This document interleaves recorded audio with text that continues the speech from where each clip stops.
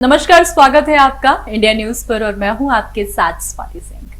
कांग्रेस नेता राहुल गांधी की संसद सदस्यता क्या गई कि चंद घंटों के अंदर ही उन्हें सरकारी बंगला खाली करने का नोटिस थमा दिया गया, जिसके बाद चारों ओर शोर मच गया।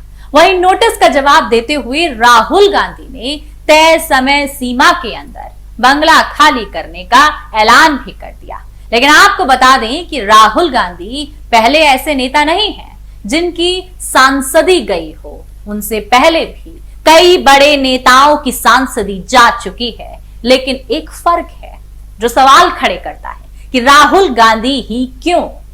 राहुल गांधी से पहले जिनकी भी सांसदी गई है उनका सरकारी बंगला अभी तक नहीं लिया गया है। जी हां, देश में कम से कम 6 ऐसे नेता हैं जिन्हें सांसद के तौर पर बंगला मिला। अब वो सांसद नहीं रहे, इसके बावजूद वे सरकारी बंगलों में रह रहे हैं। इनमें से कुछ नेता तो ऐसे हैं जिनकी संसद सदस्यता गए 4 साल का वक्त बीत गया, फिर भी उन्हें बंगला खाली करने का नोटिस नहीं भेजा गया। आखिर ऐसा क्यों, आइए आपको बताते हैं। सांसद ना होने के बाद भी सरकारी बंगले में रह रहे नेताओं की फहरिस्त में पहला नाम भारतीय जनता पार्टी के संस्थापक सदस्यों में से एक देश के पूर्व उप प्रधानमंत्री लाल कृष्ण आडवाणी का है। एक वक्त था जब आडवाणी के बिना बीजेपी की कल्पना नहीं की जाती थी। वह लोकसभा और राज्यसभा दोनों सदनों के सदस्य रह चुके हैं। अब पार्टी में उनकी भूमिका मार्गदर्शक की है। वे 2019 से किसी भी सदन के सदस्य नहीं हैं। इसके बाद भी उन्होंने अपना सरकारी आवास खाली नहीं किया है। ये बंगला number 30 Prithviraj road, Lodhi estate, Nai Delhi में है। सरकार की ओर से भी बंगला खाली करने का कोई नोटिस इन्हें नहीं भेजा गया। सरकार की दलील है कि आडवाणी की सुरक्षा का मसला बेहद संवेदनशील है और उनकी जान को खतरा है, लिहाजा उनसे उनका सरकारी आवाज वापस नहीं लिया जाए। वहीं आडवाणी की तरह ही बीजेपी के दूसरे नंबर के वरिष्ठ नेता और केंद्रीय मंत्री डॉक्टर मुरली मनोहर जोशी भी इस लिस्ट में शामिल हैं। वो भी केंद्र सरकार में मंत्री रह चुके हैं और बीजेपी के अध्यक्ष रह चुके हैं। इलाहाबाद, वाराणसी और कानपुर से सांसद भी रहे। उन्होंने अपना आखिरी चुनाव 2014 में लड़ा। 2019 के बाद से वह भी किसी भी सदन के सदस्य नहीं है। इसके बाद भी वो सरकारी बंगले 6 रायसीना रोड, सांसद मार्ग एरिया, नई दिल्ली में रहते हैं। उन्हें भी बंगला खाली करने का कोई नोटिस नहीं भेजा गया, क्योंकि सरकार का तर्क है कि मुरली मनोहर जोशी की सुरक्षा को भी आतंकियों से खतरा है। इस लिस्ट में तीसरा नाम, चर्चित नाम, उत्तर प्रदेश के पूर्व मुख्यमंत्री और बसपा सुप्रीमो मायावती है। मायावती जब तक राज्यसभा की सांसद थी तो उन्हें 3 त्यागराज रोड का बंगला मिला। साल 2017 में कार्यकाल पूरा होने से पहले ही उन्होंने राज्यसभा से इस्तीफा दे दिया था।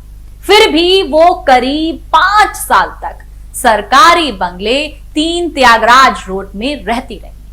मोदी सरकार ने 2022 में मायावती के लिए 29 लोधी स्टेट का बंगला आवंटित कर दिया, जो अब भी मायावती के पास ही है। इसकी 2 वजह बताई गई। एक तो ये कि मायावती राष्ट्रीय पार्टी बसपा की राष्ट्रीय अध्यक्ष हैं, तो इस लिहाज से उन्हें एक सरकारी बंगला मिलना चाहिए, और दूसरा उन्हें भी सुरक्षा का खतरा है। कुछ भी आप साफ तौर पर देख रहे हैं कि किस तरीके से राहुल गांधी से जब बंगला छीनने की बात आई, बंगले को लेने के लिए नोटिस भेजा गया, लेकिन ये जब नाम सामने आए तो लोगों ने सवालों की बौछार कर दी कि राहुल गांधी, जो अभी बीजेपी पर निशाना साध रहे हैं कि उनके सवालों से बौखलाई बीजेपी, उनके साथ इस तरीके का सलूक करने पर उतारू हो गई। कुछ ऐसा ही हाल जम्मू कश्मीर के पूर्व मुख्यमंत्री और कांग्रेस के पूर्व दिग्गज नेता गुलाम नबी आजाद का भी है। वो कांग्रेस भी छोड़ चुके हैं और राज्यसभा में भी उनका कार्यकाल पूरा हो चुका है। इसके बाद भी उन्हें सरकार की ओर से 5 साउथ एवेन्यू लेन नई दिल्ली का बंगला मिला। इसे ना तो उन्होंने खुद खाली किया और ना ही सरकार की ओर से उन्हें बंगला खाली करने का नोटिस भेजा गया। गृह मंत्रालय की ओर से इसके पीछे भी सुरक्षा का हवाला दिया गया। इस लिस्ट में कांग्रेस नेता आनंद शर्मा का नाम भी काफी सुर्खियों में रहा। वो जिस तरीके से जब उनका नाम सामने आया वो भी काफी चौंकाता है। वो कांग्रेस में G23 गुट के नेता रहे हैं, केंद्र सरकार में मंत्री भी रहे। अप्रैल 2022 में ही इनका राज्यसभा का कार्यकाल खत्म हो चुका है। करीब 1 साल बाद भी आनंद शर्मा से उनका सरकारी बंगला 28 लोधी स्टेट को खाली नहीं करवाया गया। इसके अलावा बीजेपी से राज्यसभा के पूर्व सांसद और पहली मोदी सरकार के मंत्री यानी कि केंद्र में मंत्री रहे YS चौधरी का भी राज्यसभा का कार्यकाल 2 अप्रैल 2022 को खत्म हो चुका है। फिर भी उनके पास सरकारी बंगला है।